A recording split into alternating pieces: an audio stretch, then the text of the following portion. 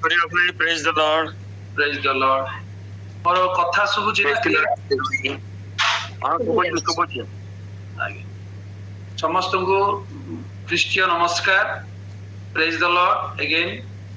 ଆଜି ଭଳି ଏକ ସୁନ୍ଦର ଦିନରେ ମତେ ଆପଣମାନେ ସୁଯୋଗ ଦେଇଛନ୍ତି ଆଉ ପ୍ରଭୁଙ୍କୁ ମଧ୍ୟ ଧନ୍ୟବାଦ ଦିଏ, ଆପଣମାନଙ୍କୁ ଧନ୍ୟବାଦ ଦିଏ। ଆଜି ହଉଛି ଗୋଟେ ବିଶେଷ ଦିନ ଯାହାକି ଫାଦର୍ସ ଡେ କୁ ଆମର ପୂର୍ବେ ହିଁ ଆପଣମାନଙ୍କୁ ଜଣାଇଥିଲା। ମୁଁ ମଧ୍ୟ ଜଣାଏ ଯେତେ ଜଣ ସବୁ ବାପା ମାନେ ଅଛନ୍ତି ସମସ୍ତଙ୍କୁ ମୁଁ ହୃଦୟପୂର୍ବକ ନମସ୍କାର ଜଣାଏ। ପ୍ରେଜ୍ ଦ ଲର୍ଡ, ହ୍ୟାପି ଫାଦର୍ସ ଡେ। ସେଇ ବିଷୟ ନେଇକି ଆଜି ଆମେ କିଛି ବାକ୍ୟରୁ ଧ୍ୟାନ କରିବାକୁ ଯିବା। ଆଉ ଧ୍ୟାନ କରିବା ପୂର୍ବରୁ ଅଳ୍ପ ସମୟ ପ୍ରାର୍ଥନା କରେ। ଅତ୍ୟନ୍ତ ଦୟାଳୁ ପ୍ରେମିକ ଅନୁଗ୍ରହକାରୀ ସ୍ୱର୍ଗୀୟ ପିତା, ତୁମରି ପବିତ୍ର ମଧୁରମୟ ନାମକୁ ଧନ୍ୟବାଦ ଦଉଛୁ। ପ୍ରଭୁ ତୁମେ ମହାନ, ତୁମେ ଆଶ୍ଚର୍ଯ୍ୟ, ତୁମେ ପରାକ୍ରାନ୍ତ ପରମେଶ୍ୱର। ତୁମରି ମଧୁରମୟ ନାମକୁ ଧନ୍ୟବାଦ ଦଉଛୁ। ଉପସ୍ଥିତ ପ୍ରତ୍ୟେକଙ୍କୁ ତୁମେ କଥା କୁହ ପ୍ରଭୁ, ତୁମେ ମୋ ମୁଖକୁ ବ୍ୟବହାର କର ପ୍ରଭୁ। ଅନେକଙ୍କୁ ଯୋଉ ପ୍ରକାର ତୁମର ସେ ଜୀବନ୍ତ କାର୍ଯ୍ୟ ସାଧକ ବାକ୍ୟ ସ୍ପର୍ଶ କରେ ସେଇ ପ୍ରକାର ଭାବରେ ତୁମେ ସାହାଯ୍ୟ କର ବୋଲି ଏ ସମସ୍ତ ସମୟ ତୁମ ହସ୍ତରେ ଦେଇ ଏ କ୍ଷୁଦ୍ର ନିବେଦନ ଯୀଶୁଙ୍କ ବହୁମୂଲ୍ୟ ନାମରେ ଉତ୍ସର୍ଗ କରୁଛି ସ୍ୱର୍ଗୀୟ ପିତା, ଆମେନ୍।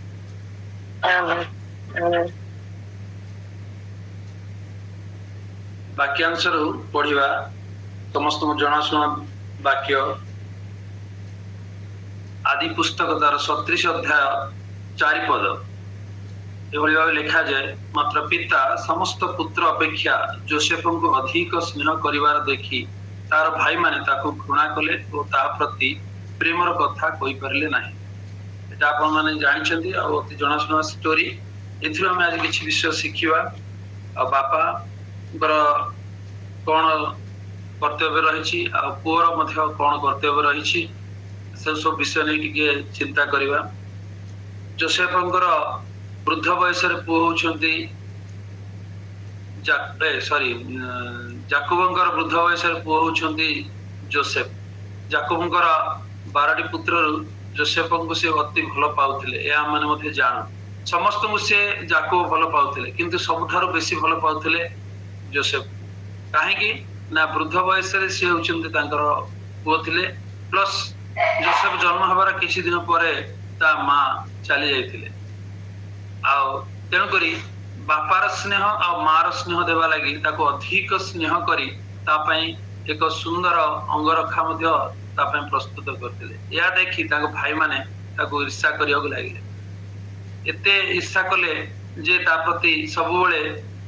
ଫାନ୍ଦ କରିବା ପାଇଁ, ତାକୁ କିଭଳି ଭାବେ ହଇରାଣ କରିବା ପାଇଁ ସଦାସର୍ବଦା ସେମାନେ ଲାଗି ରହୁଥିଲେ।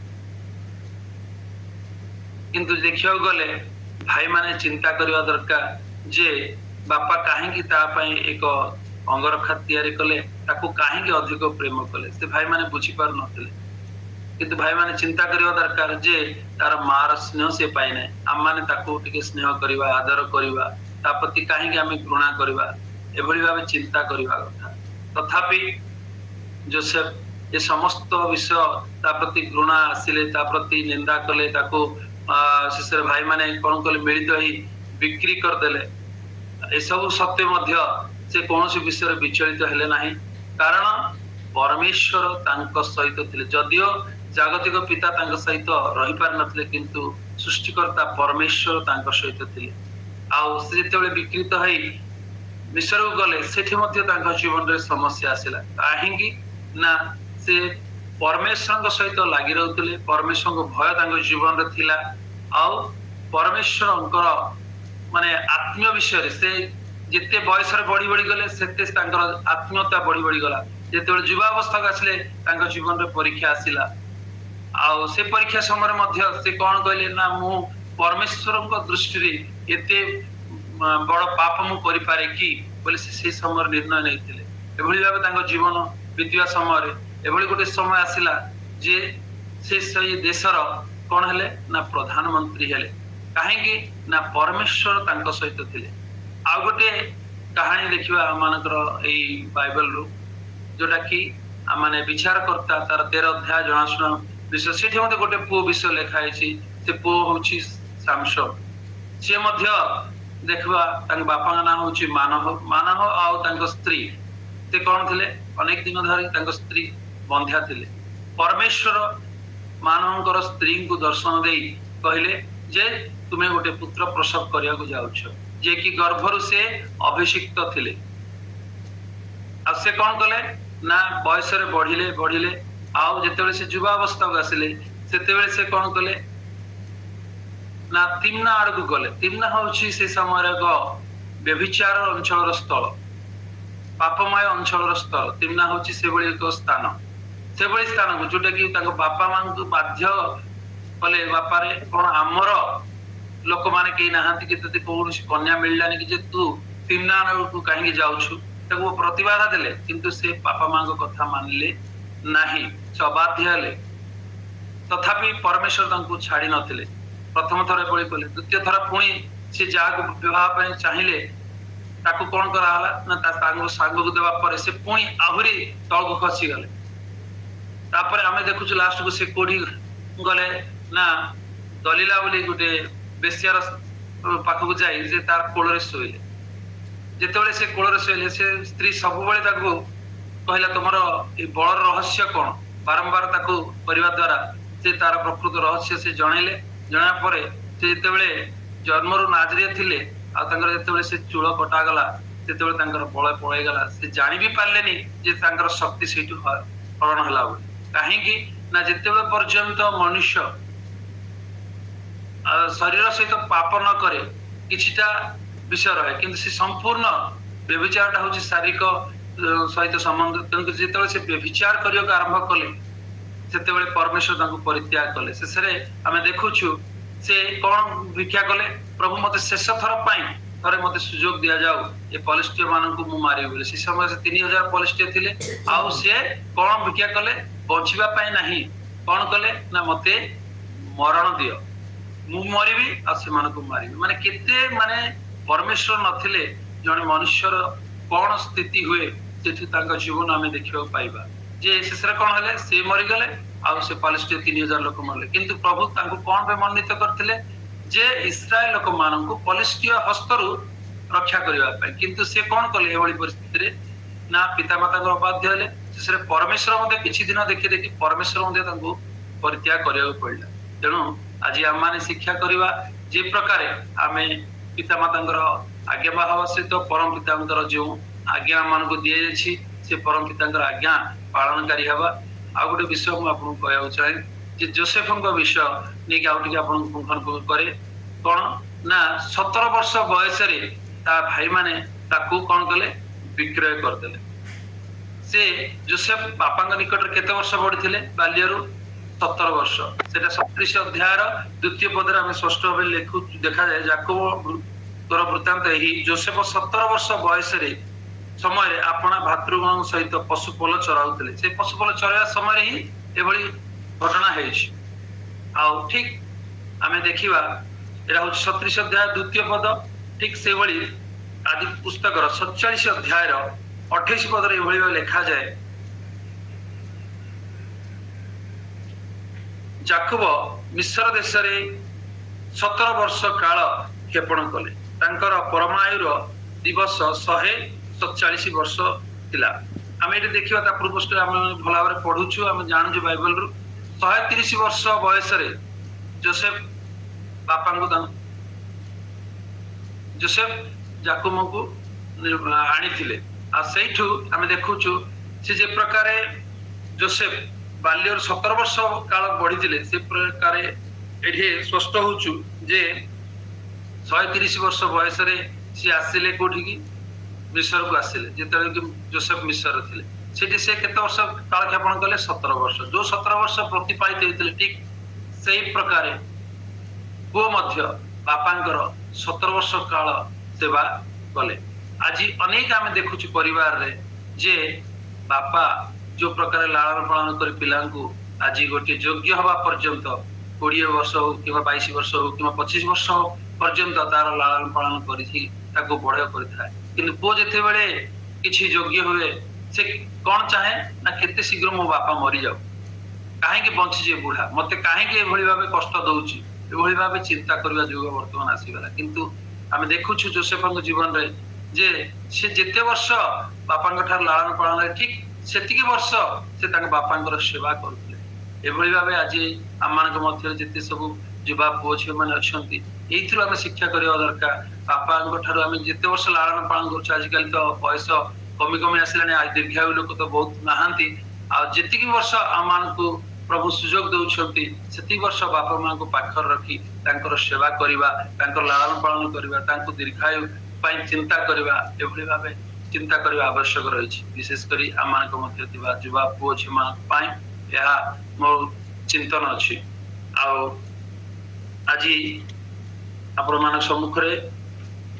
कहानी गोटे रखा जाऊँ छोट छोट कहानी अच्छी तीनोटी कहानी मुझे कहबी गोटे पर गोटे जोटा कि आज वाक्य संबंधित कहानी गोटे गाँव रे गोटे परिवार थिले परिवार रे बापा माँ पुओ एभली भाव थिले आ वर्तमान तो जे प्रकार खरा छुट्टी समय पिला मान छुट्टी समय से प्रकार से पिला खरा छुट्टी समय रे से सब बेले चाहूला जे ता अजा आई के पाखरे जाय कि समय काटिबा पे ता बापा माँ कौन करथिले प्रति वर्ष ताको नै कि ट्रेन रे तार सेठू मान तांके से जो गाँ रहउथिले तार अजा आई रो गाँ होछि 3 रु 4 घंटा रास्ता ट्रेन रे एले सब बेले ता बापा माँ कौन करथिले प्रति वर्ष ताको नै कि अजा आई के पाखरे छाडुथिले एभली भाबे किछि बयस बढ़िबा परे ते पिलाटे देखले जे प्रति वर्ष मो बापा माँ एठी नउछंती आ अजा आई घर छाडुछंती पुणी मते आनिया पे जाउछंती ए प्रकार हवा समय दिने से पोटी कहला बापा मु तेथर बड़ ही गलडी मते एठी बसै दियो ए स्टेशन रे मु से स्टेशन को पळेला पर सेठी अजा आसीबे मते रिसीव करिकि नेकी पळेबे हौ बोली कहले कहला परे से पुओ को जेते बेले बापा छाडुछंती ता साथी रे गोटे पत्र बा चिट्ठी लेखिकी ता पॉकेट रे गुंजिकी देले जे तते जेते भय लागियो तू कोन करिवो सेही जो चिट्ठी देछि चिट्ठीटा काढिकी पढिबो एभली भाबे से कहिकी ते पुओ को 11 वर्ष 10 ରୁ 11 वर्ष पुओटी अछि ताको कहिकी से ट्रेन रे बसेले ट्रेन रे बसेला बेले ट्रेन रे तो आपण मन जानछि विभिन्न प्रकार लोक आसंती चढ़ंती आ विभिन्न स्टेशन रे ओलंती सेवली समय से जो बगी रे चढ़ी दिला से बगी रे ता सामना रेगा गोटे लोक अछि से देखिवा को आ माने चूड़ पूरा मुंडरे अच्छी भर्ती आ दाढ़ी पूरा बहुत बढ़ी जाइछि आ से लोकटे सिगरेट पर सिगरेट टाणुछि आ से कोन करूछि ये पुओटी को पूरा लक्ष्य रखुछि ए भितरे पुओर मनर पूरा भय बढ़ी गला केमती कोन करबी बोली भाबे भितरे आ जने से व्यक्ति से ट्रेन रे बसिया व्यक्ति तक पछारचंती बाबू तू एका यात्रा करछु की तोते एकाकी यात्रा कला बेले भय लागुनी ए सब प्रश्न पचारला ता मन आउरी भय बढ़ी गला एटा सरनु असरनु आ गोटे स्त्री लोक आसीकी ताकू कहूची बाबरे तू एकाकी यात्रा करछु आ तू जानिछु ना ए 2-3 दिन तळे ए ट्रेन रे गोटे छोटो शिशु को धरिकी लोक माने किडनैप करकी ताकू काटिकी पीस पीस पीस पीस करकी कर दैछु एपरि कहला परे से पिलाटी आउरी भयग्रस्त होला आ भो भो होई कांदिया को लागिला आ भो भो कांदिला समय ताको मन पड़ गला जे बापा मते गोटे पत्र देइथिले कोन जेतले तते भय लागियो बापा आ सेतले से पत्रटा काढिकी चिठीटा काढिकी पढिबो सेतले से चिठी जेतले काढिकी पढुची आ से चिठी रे भल लिखा आछि पोरे तू भय करिनु नाही मु तोर पाख बगिरे मु बसिकी अछि केमति लागिबो से पिलाटा को बहुत धैर्य लगे ना नुह कि कहीं ना दीटा भयर विषय शुणिला बसु बसु से छोट शिशु ता मन में भय तो थिला प्रथमे अल्प पुणी एबे दीटा स्टोरी से शुणिला आ से देखुची से लोक जे सिगरेट टाणुची सिगरेट पर सिगरेट टाणी ताको पूरा गुरगुर करके देखुची भय पर भय थिबा समय रे जे जेते चिट्ठी काढी के पढुची लेखा आछि बापा भय करबो नै मु पाख बगिरे अछि सुंदर भाव से प्रकार आम ये देखा ये गोटे वाक्यांश लिखा जाए जे प्रकार आम परम पिता केते महान आम देखा पाइबा जिसाया तार 46 अध्याय तार 4 पद एभली लिखा जाए पढ़ी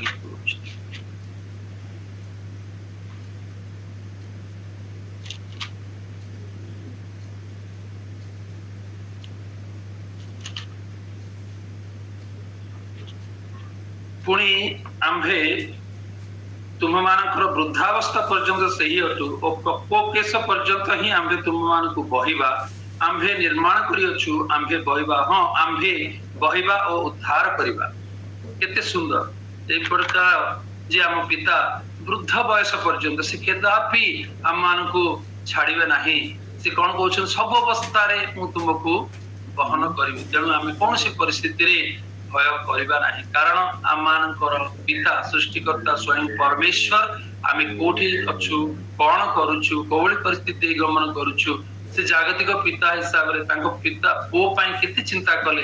जे मो पो एकाकी जीवटा ठीक नाही तार बयस हेइ नै से पहिला सत्य किंतु ताकू मते सुरक्षा देवार अछि ताकू मते कढे नेबार अछि कहि कि से पाख बगरी जे प्रकार से थिले सेमति हम परम पिता सदा सर्वदा वृद्ध अवस्था पर्यंत से कदापि हम मान को छाड़िबे नै बोली प्रतिज्ञा करिसथि एटा गोटे हला आ गोटे स्टोरी आ गोटे कहबी गोटे गाँ रे बापा आ पुओ थिले आ बापा पुओ को चाहुथिले गोटे उत्तम शिक्षा दे पुओ को गोटे सुंदर भावे जीवन गढ़िबो ता भविष्य गढ़िबो या से चिंता करथिले किंतु पुओ बयस बढ़िया क्रमे क्रमे से सब चेष्टा करथिला मु जे प्रकारे एस आराम रे बढ़िबी मो संग साथी मान सहित समय कटेबी आ मो पैसा को धूम जहाँ दरकार व्यय करी अपव्यय करी ए प्रकार भाव तार चिंतन थिला ए प्रकार तार समय बीतला आत पर्यंत से प्रकार जीवन काटुला एभली दिन आसला दिने बापा कहला बापा मते बहुत किसी अर्थ दरकार बापा कहले कौन करू ना मते दरकार तुम मते जेमती हेले दियो आउ बापा ताको पैसा देले से कौन कला से टंका नहीं कि पुणी सांग साथी गहन रे रही से सब पैसा खर्च करिया लागिला जेतले सब पैसा खर्च हो गला आ जेतले पर्यंत पैसा थिला समस्त सांग साथी ता सहित थिले जेतले पैसा तार सरी गला कोन सांग साथी ता पाखरे आ देखिया को मिलले ना सेते बेले से पिलाटी अति दुखित हला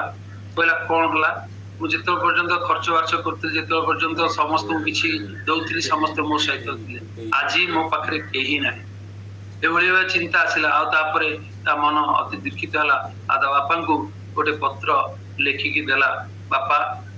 मु बड़ भूल करी बुझी पारे से योग्य नुहे तथापि पत्र टी लिखुची बापा तुम विरोध में अनेक मु पाप करुछि भूल करी आमर से पत्र लिखिला जे आम घर पाखरे गोटे ट्रेन लाइन जाइछि आपण जानती बोली से कहला आउ जदि तुमे मते ग्रहण करले तो ठीक अछि आउ मते जदि ग्रहण न करिवो ताहले ट्रेन लाइन ही मोर शेष आउ मोर बाट किछि नै आउ जदि तुमे मते ग्रहण करूछ ताहले हमर से घर पाखरे ट्रेन लाइन रो घर पाखरे जो गोटे बड़ गछ अछि सेटे गोटे रुमाल किंबा गोटे धला कपड़ा जे तुम यदि बांधिब तेबे मु जानिबि जे मो बापा मते प्रेम करूछंती एभली कहि कि से चिठी लिखिले ता बापा को पाखु पठेले आ एभली भाबे किछि दिन बितिला आ से जो दिन कहिथिले से दिन से जेतेबेले ट्रेन रे यात्रा करूछंती आ तांकर घर पाखा पाखी आसिला को से गछ सारा धला कपड़ा बंधा हैछि धला कपड़ा इन द सेंस रुमाल गुड़ाए धला रुमाल से विभिन्न स्थान रे बांधी छथि पिलाटी देखिकी बहुत खुशी है जे मो बापा सतरे मते ग्रहण करने को आज प्रस्तुत अच्छा तेणु से को से ग्रहण कले आज आम देखू जदि आम परमेश्वर को जानी जदि आम अबाटर जाइछु नाना शारीरिक अभिलाष पूर्ण करने नाना प्रकार मंद कार्य करने जदि आम अबाटर जाई परमेश्वर को जदि आम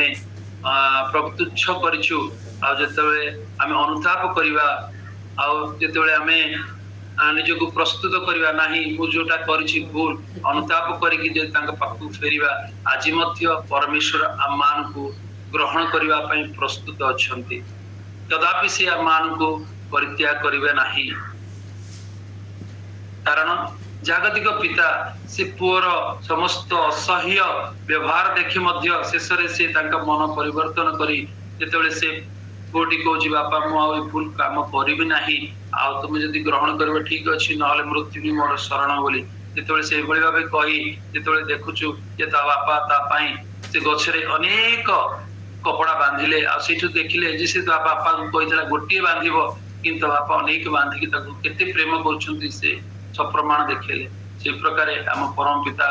जहाँ माथ्यू 11:28 लिखा जाए हे परिश्रांत भारग्रस्त लोक समस्ते मो निकट आस मु तुमको विश्राम देवी इति महान परमेश्वर मान आम जदि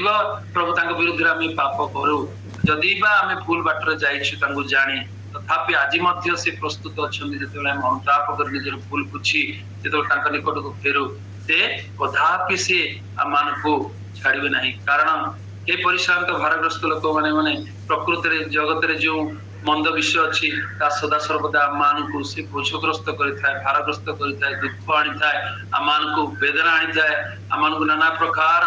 भारग्रस्त करें से प्रकार भार आज आम परम पिता कहते हे परिश्रांत भारग्रस्त लोक समस्ते मो निकट आस तुमको विश्राम देवी आ गोटे वाक्य कहवा पूर्व आ गोटे स्टोरी मु छोटिया स्टोरी कहवाई चाहे से प्रकार आ गोटे स्थान रे गोटे बापा आ पुओ आ गोटे परिवार थिले आ से जे माने जोठी वास करथिले से पाखरे गोटे नदी थिला आ पिलाटी रो समय आसीथिला एभली वर्तमान खरा छुट्टी समय आता बापा को कहला बापा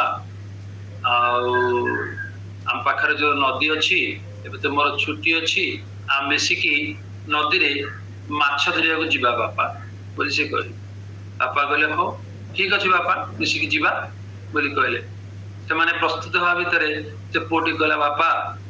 आ मोर भी गोटे सांग अच्छी बापा ताकू भी टिके नेकी जीवा से भी चाहूची माछ टिके धरिबो बोली नदी रे बापा कहले ठीक अच्छी बापा ताकू भी कुह जीवा समस्ते मिसिकी दिने कौन कले डंगारे माछ धरिबा से गले आउ नदी गले डंगारे सब माछ धरिबा सब जंत्रपाति साथी धरी गले आ माछ से माने मारू मारू एते मग्न होइथिले जे से डंगाटी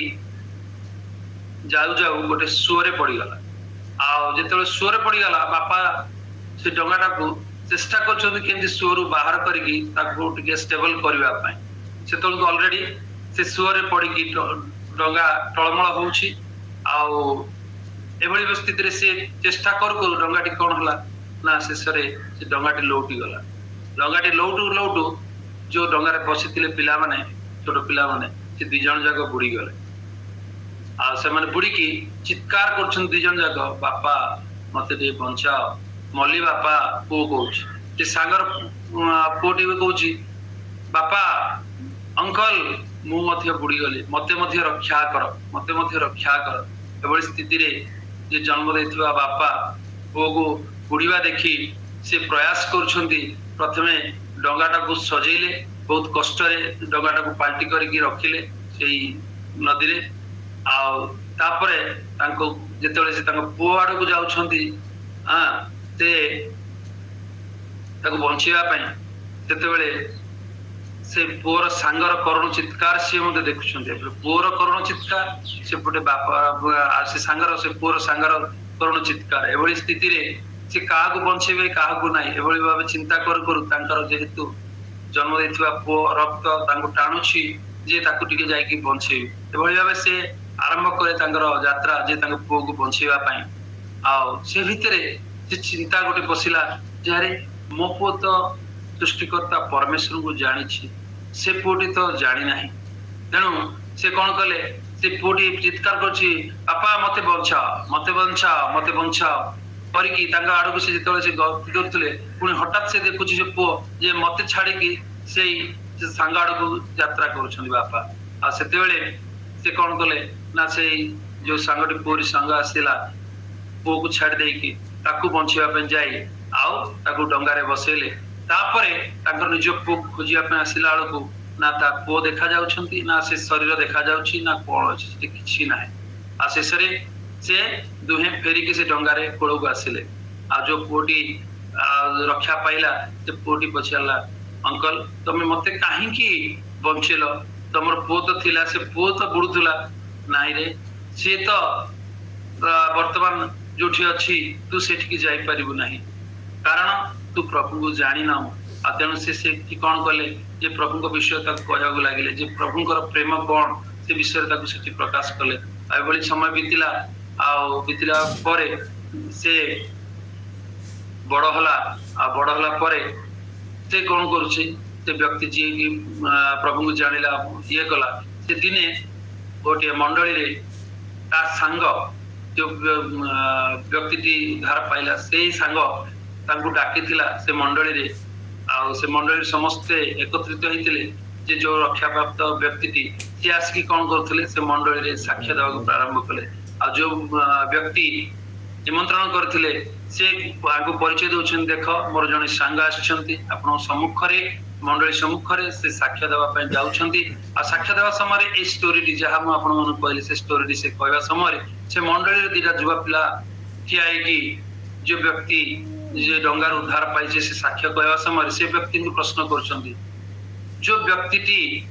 ता निज पुओ को छाड़ी की ए पुओटी को रक्षा कले आ से पुओटी जदि प्रभु को न जानी जदि पुणी से जागतिक भाव जीवन यापन करिवो जदि जागतिक भाव बंचिवो ताले से बापांकर जो सैक्रिफाइस बा बापांकर जो बलिदान से पुओ को बलिदान देकी जे ये व्यक्ति को बंचेछंती ताले से कौन हबो परिस्थिति बोली कहो से कहले से व्यक्ति सेमती करी नाही आ से भली भाबे से बंची नाही आ जो व्यक्ति तुम देखुछ से व्यक्ति मु ही से साक्ष्य जे आज प्रभु को वाक्य नहीं विभिन्न मंडली रे साक्ष्य देवा पय जाउछि से जुवा पिला मानकर जो प्रश्न थिला से प्रश्न उत्तर से जुवा पिला माने पाई गले प्रकृति रे जदी जो बलिदान कले बापा तांकर निज पुओ को दे जे प्रकार आमान को परम पिता जोटा कि जहन तार 3:16 लिखा जाए कारण ईश्वर जगत को एरे प्रेम कले जे से अपना अद्वितीय पुत्र को दान कले जे कि तांकर विश्वास करे से विनष्ट न होई अनंत जीवन प्राप्त हुए ए प्रकार भावे आमान को आज पिता मान दिवस रे प्रभु वाक्य दे आमान को मते आशीर्वाद करंतु आमेन।